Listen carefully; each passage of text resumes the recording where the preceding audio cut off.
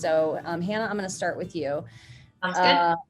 Are there any exercises that are not good for people with PD? Any situations where people should be extra cautious? And also, this is a question we get fairly often. Yeah. When is too much of a good thing no longer a good thing? Right. So I would say the big thing is if there's comorbidities or other conditions that you have, we want to make sure that you're not exercising outside of those parameters. There's some indication that maybe a heart rate response or metabolic kind of side effects of Parkinson's can contribute to that. But, identifying Parkinson's specifically as the risk or direct correlation to risk, I would say is lower. So I think it's good to be mindful of sort of like, what are the scary signs? What are cardiac distress markers? If you feel excessively or unusually fatigued, if you're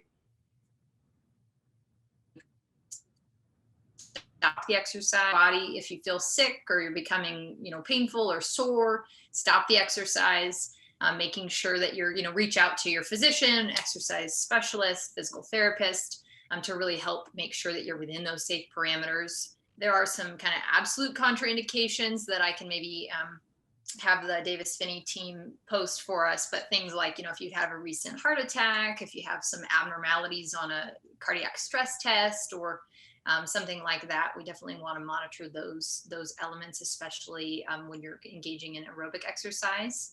And then I would say resistance or strength is probably the other place where lifting too heavy of a weight, holding your breath excessively, or straining just puts you at risk for maybe an underlying, back injury or rotator cuff injury. So we want to make sure that everything is progressive and sort of scaled appropriately for your needs, recognizing that everyone is going to progress at a different degree or speed. So don't feel like you have to lift the heaviest weights you've ever lifted in your life to get positive effect for motor signs. Great. Thank you. Amanda, one of the questions we get quite often is about turning over in bed. Mm-hmm. What are some tricks that people can do to help with that? Or are there devices or just how to set up a bed to make it easier?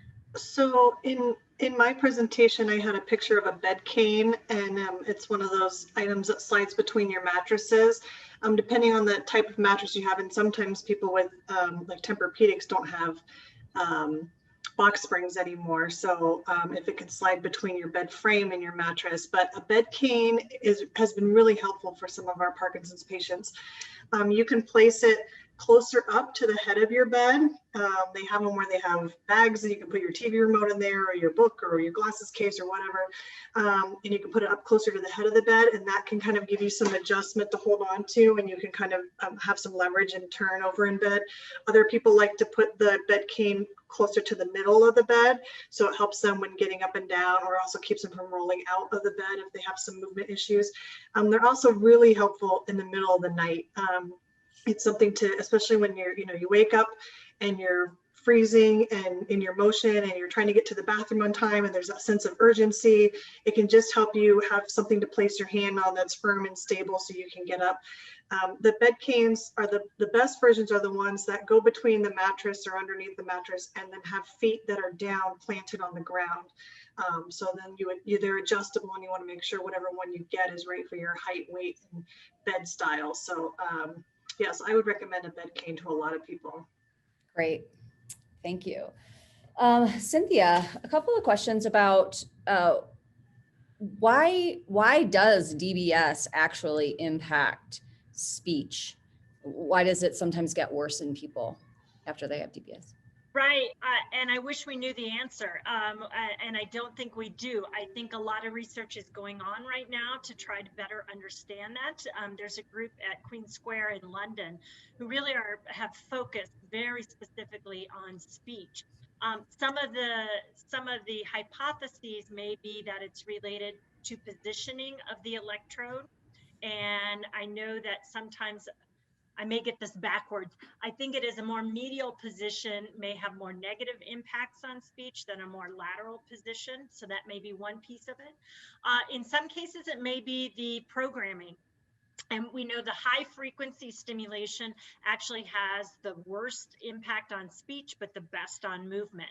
And so sometimes it's actually working with the team to say, where can we find a balance so that we can, have people talk and move. And, in fact, it's good to have a speech therapist on your team, DBS team, because sometimes they do adjustments, they have you move and walk, but never have you talk.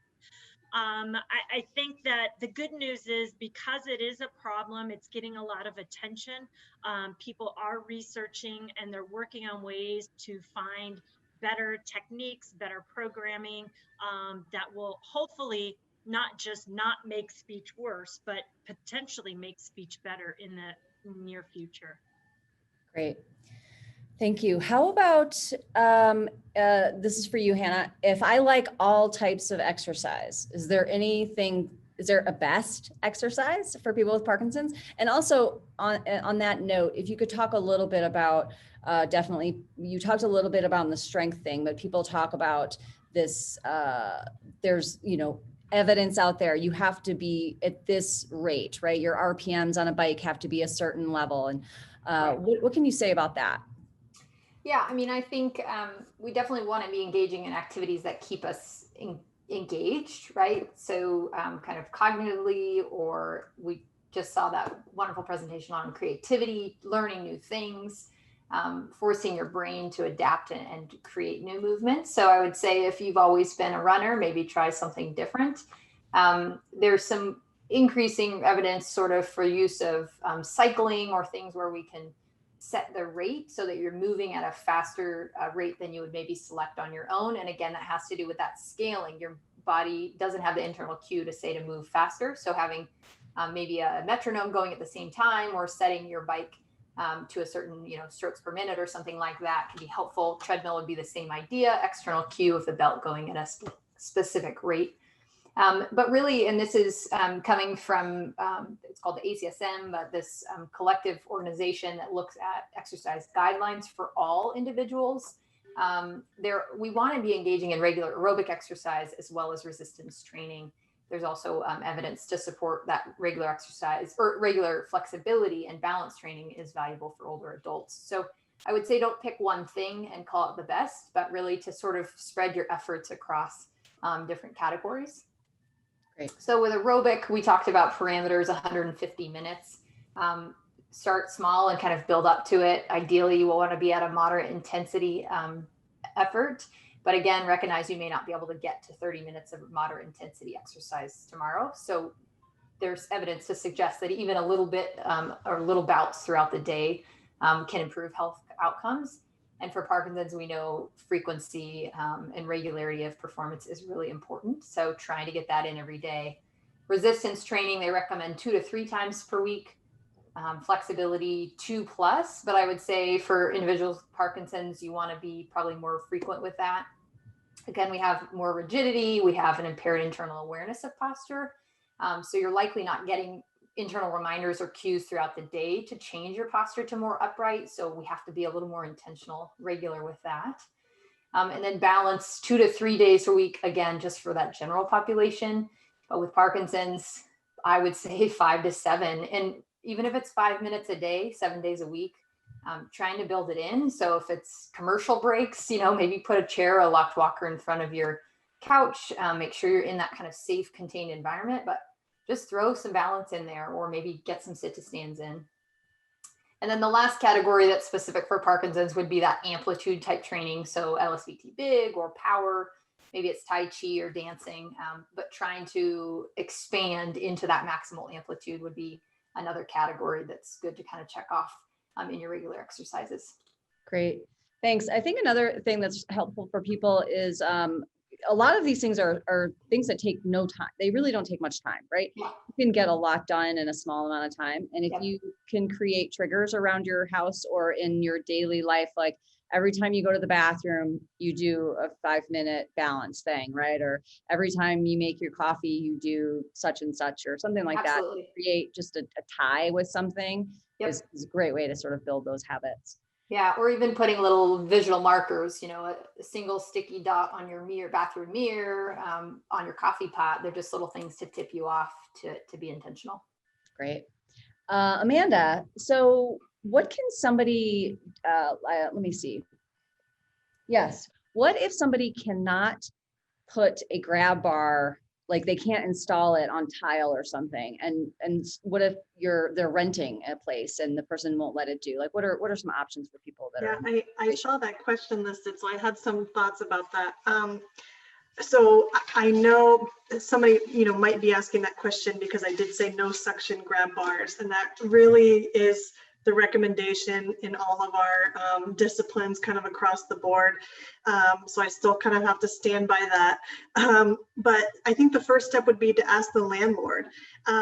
With the Disability Act, the Americans with Disability Act, and some of the housing guidelines in the country, landlords and homeowners are not required to install accessibility items necessarily in homes if someone is renting. But often if you work with the landlord or the property manager, it may be something that they would be open to. You probably want to use your saleswoman hat when you're selling it to them, because if you sell it to them and ask the landlord and say, I'm asking if you could put in a grab bar and this location, and they could, you could say that you've had a therapist come in and look at it and have somebody come in and give you where the location would be. And that hopefully would reduce liability for the homeowner for both that tenant and future tenants.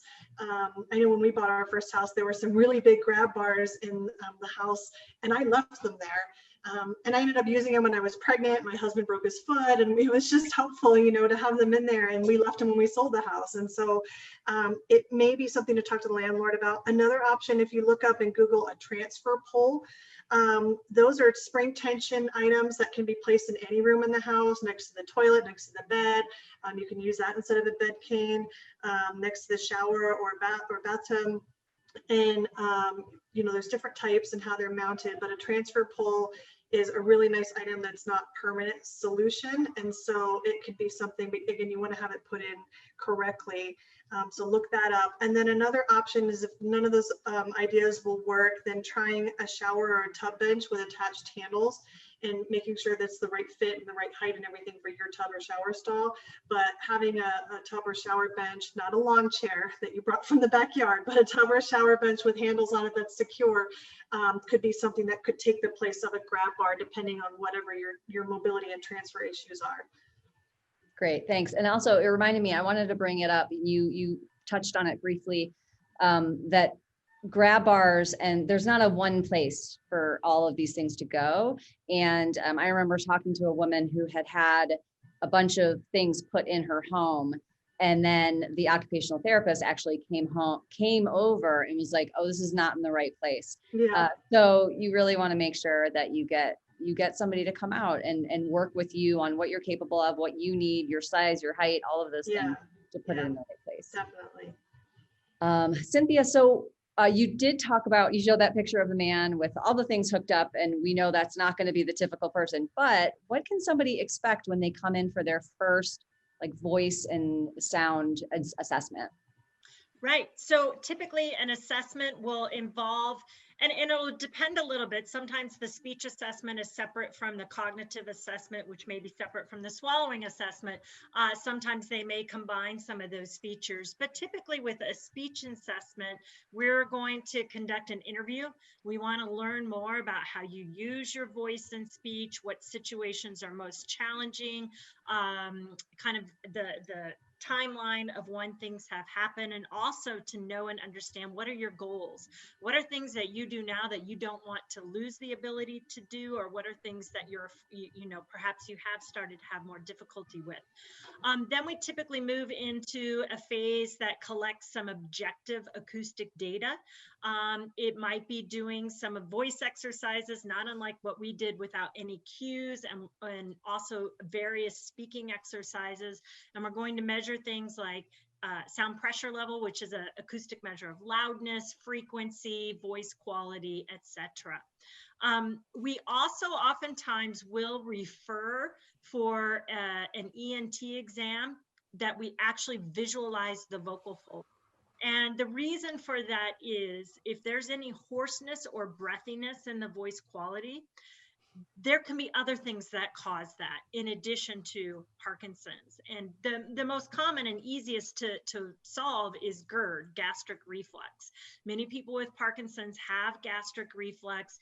The acidic juice that makes your heartburn happen also can make your vocal folds red, inflamed, swollen.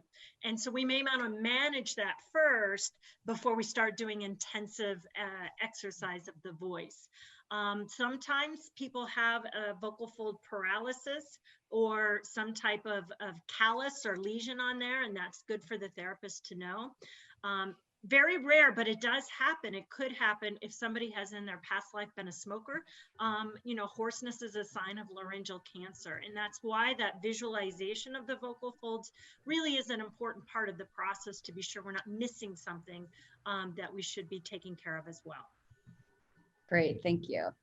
Hannah, we talked a little bit about how DBS might sometimes impact voice. Can DBS help with things like balance and gait?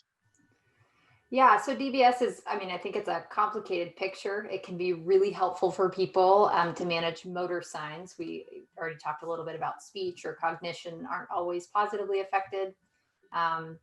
It's really mostly for tremor or rigidity, some slowness of movement. There's different sites that DBS stimulation is provided to.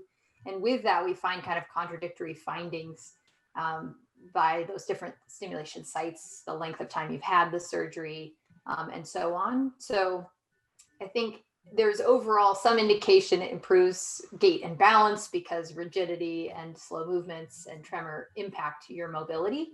But it can improve kind of maybe static balance or postural control and gait, but then you reduce some of your dynamic postural stability or reactive step response.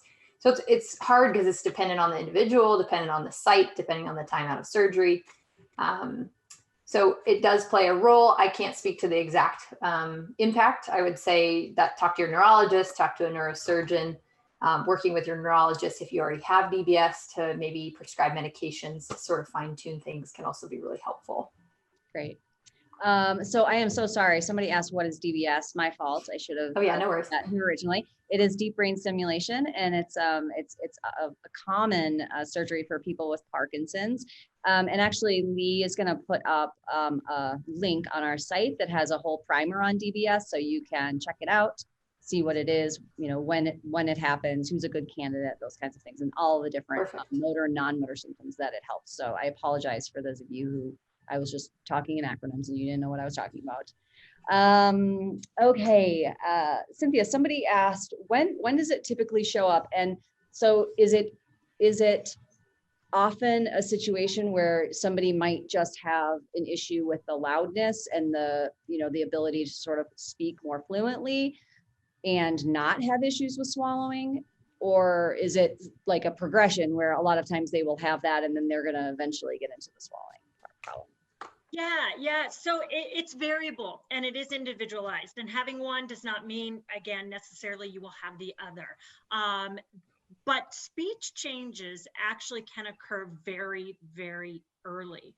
They're actually being studied in some cases as a potential biomarker now it's not necessarily perceptible, but the idea that there are subtle changes that, sophisticated acoustic analysis can pick up, not just in Parkinson's, but perhaps other conditions that affect the nervous system. What happens is it comes on slow and it's subtle. So it's a little bit of a softer voice, a little bit loss of pitch inflection, also having a masked face and these subtle things that people may be perceived as not interested or bored. And really it's Parkinson's. Inside things are very happy. Swallowing as well. Some people may never have problems with swallowing. Sometimes for some people, it's a very early symptom. Other times it may not be till very advanced disease or after deep brain stimulation or something like that. So it's individualized, I would say. Okay. Somebody says, I have a lot of thick saliva and I can't seem to swallow frequently enough. Their throat feels like it's tight and closing, and they choke on water even. Is there any suggestions to help that situation? And then also somebody asked about a straw. Is that something good to use for people with Parkinson's? So these are things that, again, we'd want to talk to you individually to see what can be done. With the thick saliva and the choking on water, it may become a bad sort of system you're getting stuck in. If you're getting dehydrated, it can make your mouth feel more thick, saliva perhaps not as easy to manage, but you're having trouble choking on water, so that may inadvertently be having you not drink as much water. So probably we want to get some exercises so that you can be a more confident swallower, so that you can have that water, and perhaps even through hydration, you may actually find that you're able to manage saliva better. But I would ask your doctor, say, I'm having these problems, I need an evaluation. Straws, I've found for some people, they're like a godsend. For others, they're like the terror. So again, I think it goes back to figuring out what works. If it works for you and it helps you hydrate and drink safely, then, that's a good thing to do. Great.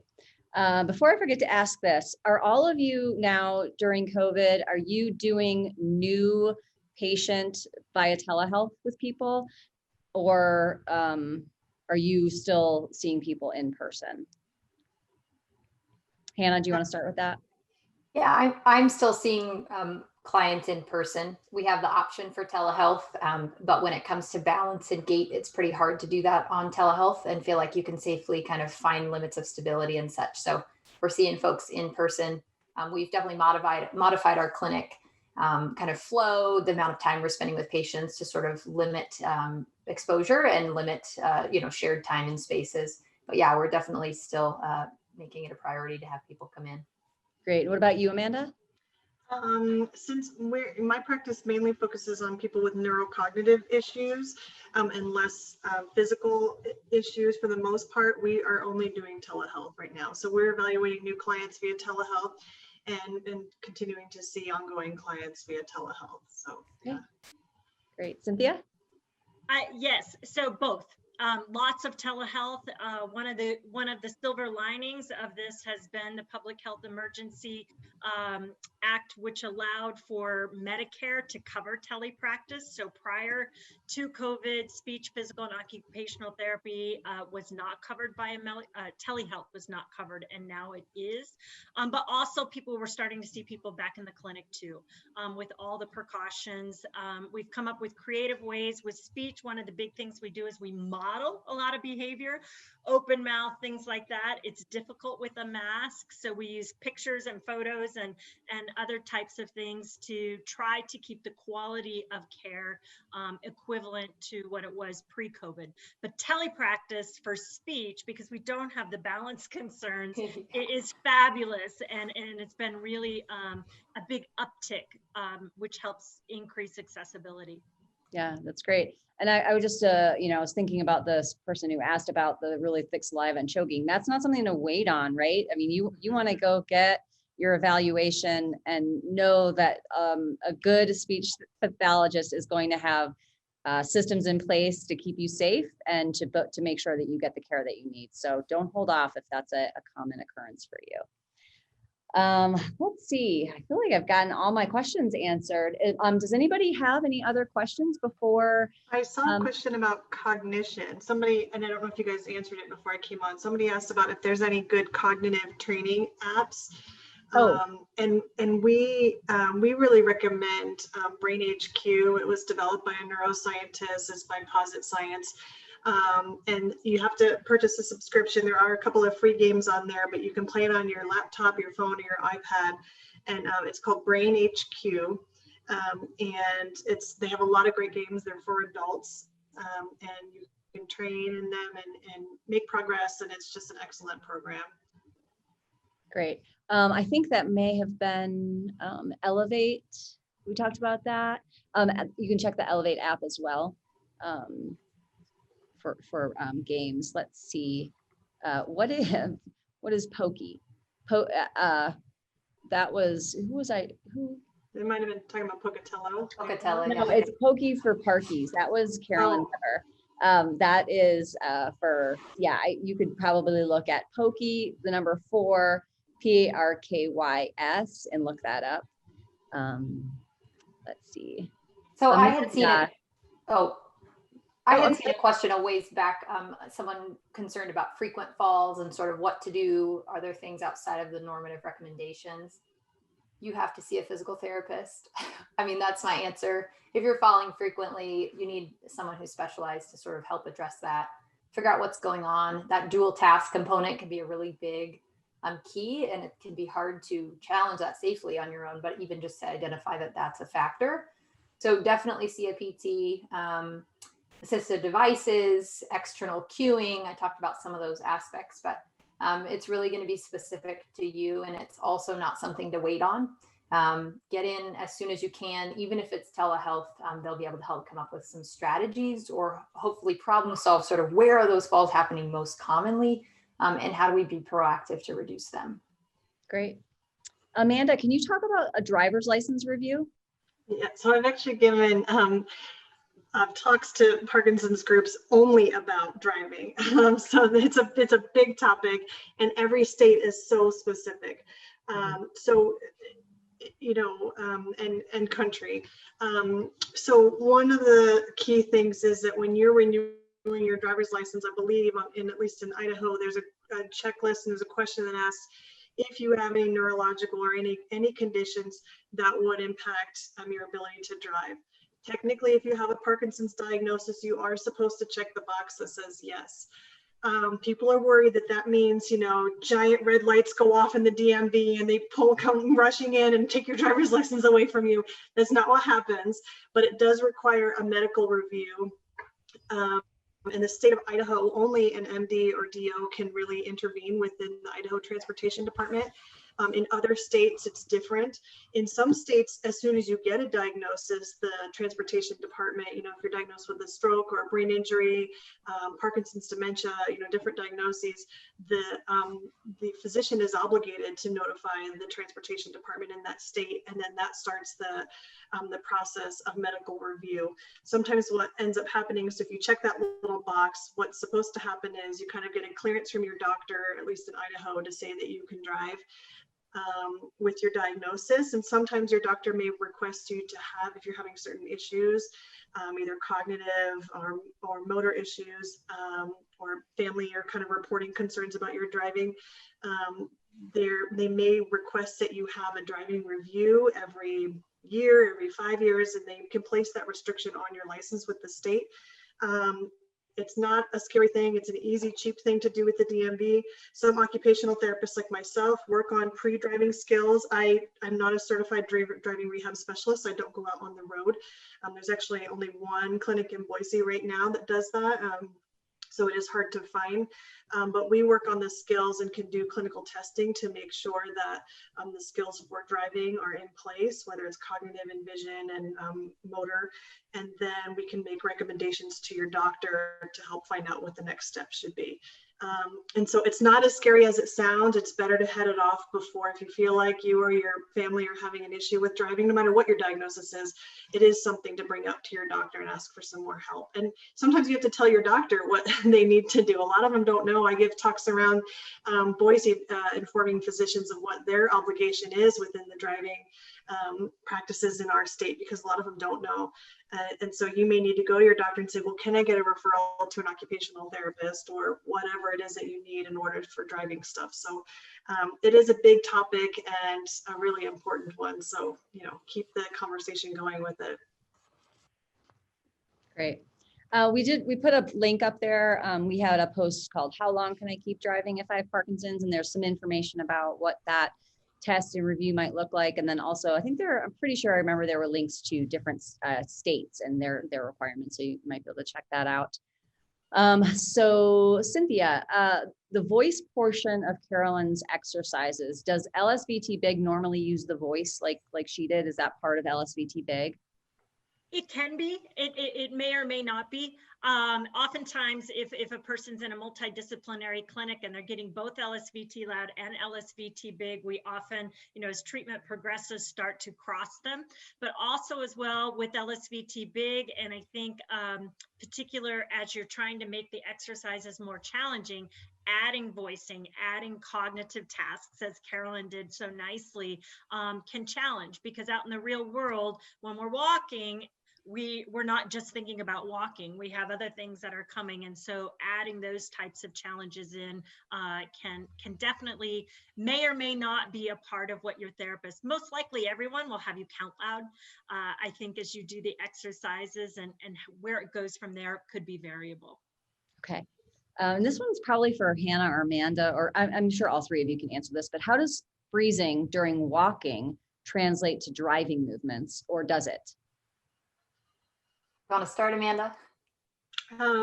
So it does, it does translate, because the part of your brain that's causing movements to freeze, you also have to consider that it's your processing speed that can be delayed.